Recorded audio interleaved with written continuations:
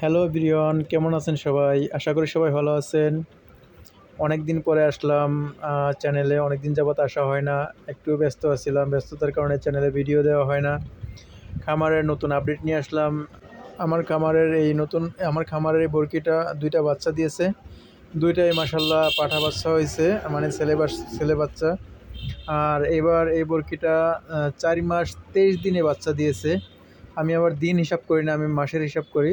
তো সেই ক্ষেত্রে এটা ব্রিডিং করেছিলাম ৩০ তারিখ আর এটার বাচ্চা পেয়েছি আমি ২৩ তারিখ। তো এটা ৪ মাস ৩ দিনে আমি ২৩ দিনে আমি বাচ্চা পেয়েছি।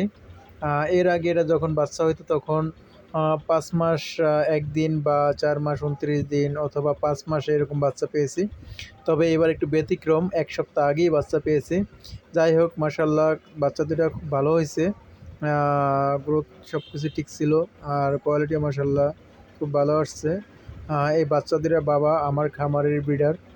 বিটলের বিটটা দিয়ে ব্রিড করানো ছিল। সব কিছু মিলে আলহামদুলিল্লাহ ভালো হয়েছে, কোনো সমস্যা হয় নাই।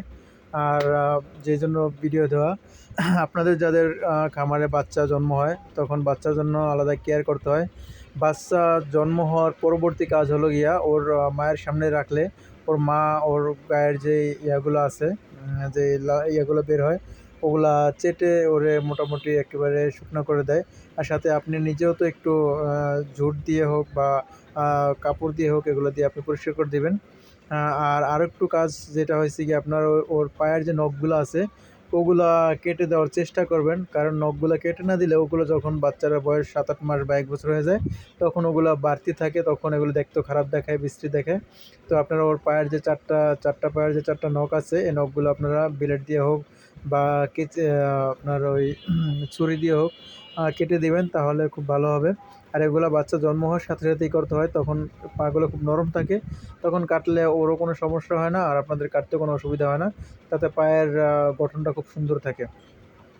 আর আমার এই বরকিটা এবার ৪ মাস ৩০ দিনে বাচ্চা দিয়েছে সেটা তো বললামই। আর এর আর বাচ্চা জন্ম হওয়ার পর আপনারা অবশ্যই মায়ের সামনে রাখবেন, বাচ্চা দূরে রাখবেন না, তাহলে ওর মা ওরই মোটামুটি সুস্থ করে দেবে। আর যদি রোদ থাকে তাহলে সে হালকা রোদে রাখবেন, কারণ বাচ্চা জন্ম হওয়ার পরে বাচ্চাগুলো মোটামুটি শীত শীত ভাব থাকে, ওদের শরীর কাঁপে যদি ঠান্ডা জায়গায় রাখা হয়, কারণ ওর মায়ের যে গর্ভের ভিতরে যে একটু গরম ভাব ওটা যখন বের হয়ে যায় মায়ের গর্ভ থেকে তখন একটু ঠান্ডা ঠান্ডা ভাব থাকে ওদের, সেজন্য একটু গরম জায়গায় রাখার চেষ্টা করবেন। এই যে আমার ২ টা বাচ্চা হয়েছে, একটা ওর বাবার মতো বিটলের চক্ষু আসছে, বাবার মতো কপালে চাঁদ আসছে, মানে সাদা কপাল সাদা হয়েছে। আর একটা বাচ্চার চোখ লাল আসছে ওর মায়ের মতো, ২টা ২ রকম আসছে। তবে ২ টা বাচ্চাই পাঠা বাচ্চা হয়েছে। তো আপনারা সবাই দোয়া করবেন যাতে বাচ্চাদেরা ভালোভাবে বড় হয়ে উঠতে পারে, আর আমার খামারের জন্য সবাই দোয়া করবেন। আর আপনারা বর্ষার দিনে আপনাদের ছাগলগুলোকে কীভাবে কেয়ার করেন কমেন্টে জানাবেন। বিশেষ করে বর্ষার দিনে ছাগল পালন করা খুব কষ্টের। বিশেষ করে ছাগলগুলোকে খাওয়ানো বেশি কষ্টের, কারণ বর্ষার দিনে ঘাস খাইতে খুব কষ্ট হয়ে যায়, ঘাস পাওয়াটা খুব কষ্টকর। পাইলেও বর্ষার পানিতে ভেজা ঘাস ছাগল সহজে খাইতেছে না। সেই ক্ষেত্রে আপনারা একটা কাজ করতে পারেন, আপনারা ছাগলগুলোকে অবশ্যই কিছু নাড়া খাওয়াইতে পারেন, যেটাকে আমরা খড় বলা হয়। খড়, জিরো সেজের খড় ভুসির সাথে মিক্স করে খাওয়াবেন, তাহলে ছাগলের পেট মোটামুটি পর ভরবে। বিশেষ করে বর্ষার এই কদিন খাওয়াইলে হবে, তারপরে খাওয়ানোর দরকার নেই। আর যারা ছাগল পালন করেন যাদের ছাগলের বাচ্চা হয় তাদের ছাগলের বাচ্চা হওয়ার পরে ওই যে দুধের উলানগুলোকে মোটামুটি একটু ধুয়ে দিবেন, তাহলে আর ম্যাস্টাইটিসের সম্ভাবনা থাকবে না। আর বিশেষ করে প্রথম ১ থেকে ২ দিনই ম্যাস্টাইটিসের প্রভাবটা বেশি থাকে। তখন আপনারা যখন বাচ্চাগুলোকে খাওয়াবেন, খাওয়ানোর পরেই একটু হেক্সাসোল দিয়ে দুধের বোটে একটু হেক্সাসোল লাগিয়ে দিবেন, তাহলে ম্যাস্টাইটিসটা হবে না। আর যাদের ম্যাস্টাইটিসের প্রবলেম আছে, এর আগে যখন বাচ্চা হয়েছে তখন ওই ছাগলের ম্যাস্টাইটিস হয়েছে, ওরকম যদি কেউ কারো হয়ে থাকে ওরকম ছাগল, তাহলে অবশ্যই ওই ছাগলের ম্যাস্টাইটিস হবেই। তো সেই ক্ষেত্রে আপনারা একটা কাজ করবেন, মাস্টি 29 একটা পাউডার পাওয়া যায় স্কাইপ কোম্পানির। ওই মাস্টি 29 বাচ্চা হওয়ার সাথে সাথে খাওয়াই দিলে আপনার মোটামুটি আর ম্যাস্টাইটিস হবেই না, একেবারে নিশ্চিত দিয়ে বলতে পারি। বিশেষ করে আপনারা ১ দিন আগেও খাওয়াইতে পারেন বা ১ সপ্তাহ আগে থেকে খাওয়াইতে পারেন। তবে বেশি ভালো হয় আপনার যেদিন বাচ্চা হয় সেদিন যদি আপনারা খাওয়ান, তাহলে আর ম্যাস্টাইটিসের প্রভাব আপনার ছাগলের উপরে পড়তে পারবে না।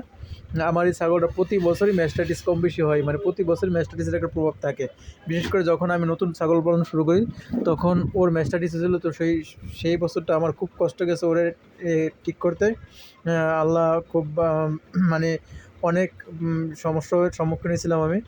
পরে অনেক কষ্টের পরে ম্যাস্টাইটিস সমস্যার সমাধান হয়েছে।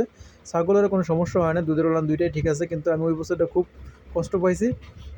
তারপর থেকে আমি কেয়ার নেই, তো এরপর থেকে আর ম্যাস্টাইটিস হইতেই দিই না। তবে হওয়ার একটা প্রাদুর্ভাব দেখা দেওয়ার আগে আমি এই মাস্টার 29 বাচ্চা হওয়ার সাথে সাথেই খাওয়াই, যার কারণে আর এই সমস্যাটা হয় না।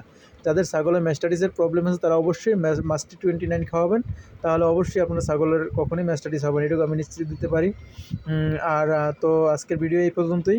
আর সবাই আমার খামার জন্য দোয়া করবেন, সুস্থ থাকবেন, সবাই ভালো থাকবেন। আর আমিও আপনাদের সবার খামার জন্য দোয়া করি। তো আল্লাহ হাফেজ, ভালো থাকবেন।